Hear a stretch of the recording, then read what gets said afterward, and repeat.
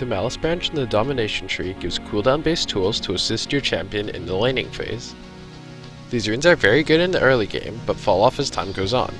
In this video, I'll be talking about Cheap Shot, Taste of Blood, Sudden Impact, and the role in the primary or secondary tree. The first rune is Cheap Shot.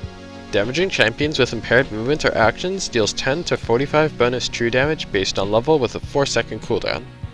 The damage procs on most CC effects, excluding Cripple, which is reduced attack speed, Kinematics, which is only on Relzal, and Drowsy, which even though it inflicts a slow, doesn't actually count as a slow.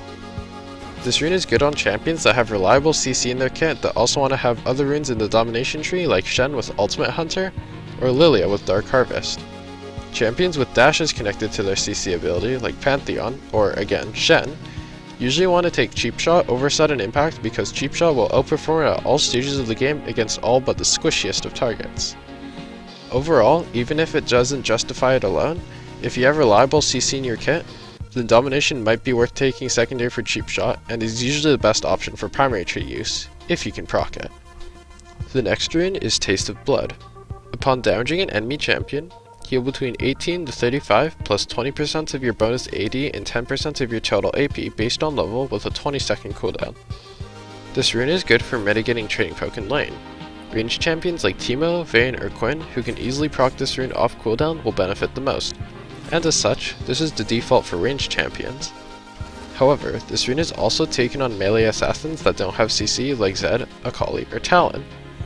If your champion takes Domination but can't easily proc Cheap Shot or Sudden Impact, Taste of Blood becomes the default. This is quite a common case, as the rune Ravenous Hunter is very strong currently and is taken on many champions. Overall, if your champion needs some help staying healthy in the early game, or can't easily proc the other two runes, then Taste of Blood is definitely a strong pick. The last rune is Sudden Impact. After exiting stealth, or using a dash, leap, blink, or teleport, dealing damage to an enemy champion grants 7 lethality and 6 magic penetration for 5 seconds on a 4-second cooldown that starts after the effect ends. This rune gives champions with dashes a decent boost to the early game, giving 282.48 gold of magic pen and 35 gold of lethality at all levels.